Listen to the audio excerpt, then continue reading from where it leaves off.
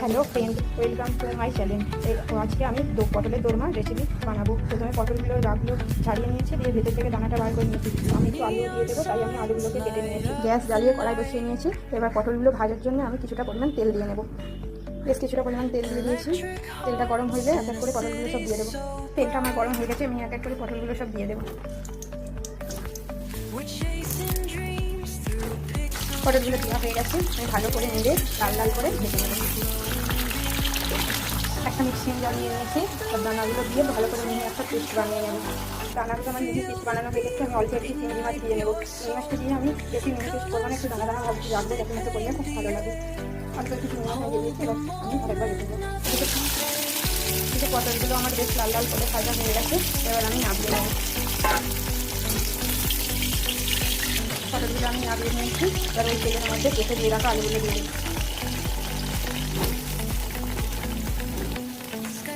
আলুগুলো আমি বেশ ভালো লাল লাল করে ভেজে নামিয়ে নেব। এর জন্য আমার মশলাটা রেডি হয়ে দোরমাটা বানিয়ে নেবো। মেশা মশলা বানিয়ে নেবো দোরমার জন্য। রসুন দিয়ে দিলাম, কিছুটা পরিমাণ আদা ও ভেজে রাখা টমেটো দিয়ে ভালো করে মিশিয়ে একটা পেস্ট বানিয়ে নেবো। আলুগুলো বেশ লাল লাল করে ভাজা হয়ে গেছে, আমি এবার আলুগুলোকে তুলে নেবো। আলুগুলোকে আমি তুলে নিই। পরে বেশ কিছুটা পরিমাণ তেল আছে, আমি একটা তেলে করতে পারবো না, তাই আমি তেলটা কমিয়ে নেবো। তেলটা আমি কমিয়ে নিয়েছি, আর এর মধ্যে আমি পেঁয়াজ কুচি দিয়ে দেবো।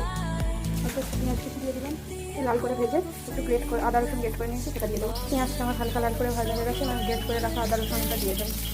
দিয়ে ভালো করে নেড়ে চেড়ে মিশিয়ে পটল আর চিংড়ি মাছের যে পেস্টটা করে রেখেছিলাম সেটা দিয়ে মিশিয়ে নিয়েছি। আর পটল আর চিংড়ি মাছের পেস্টটা দিয়ে নিলাম, ভালো করে নেড়ে চেড়ে পুরো শুকনো শুকনো করে নেবো।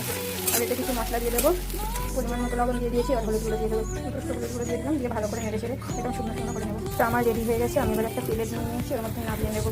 নামিয়ে ঠান্ডা করে পটলের ভেতর করে নেবো।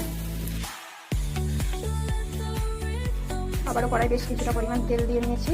এবার ফোড়নে দিয়ে দেবো তেজপাতা, কিছুটা পরিমাণ গোটা জিরে ও দারচিনি আর এলাচ, মুখগুলো ফাটিয়ে দিয়ে দেবো।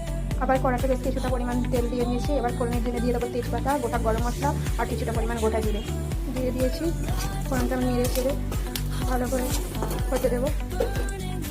ফোড়নটা ভালো করে হয়ে গেছে, এবার আমি পেঁয়াজ কুচি দিয়ে দেবো, দিয়ে লাল করে ভেজে নেবো। পেঁয়াজটা আমার ভালোভাবে ভাজা হয়ে গেছে, এবার দোষমার জন্য যে মশলাটা আমি বানিয়ে রেখেছিলাম সেটা দিয়ে দেবো। দিয়ে ভালো করে নেড়ে চেড়ে করতে।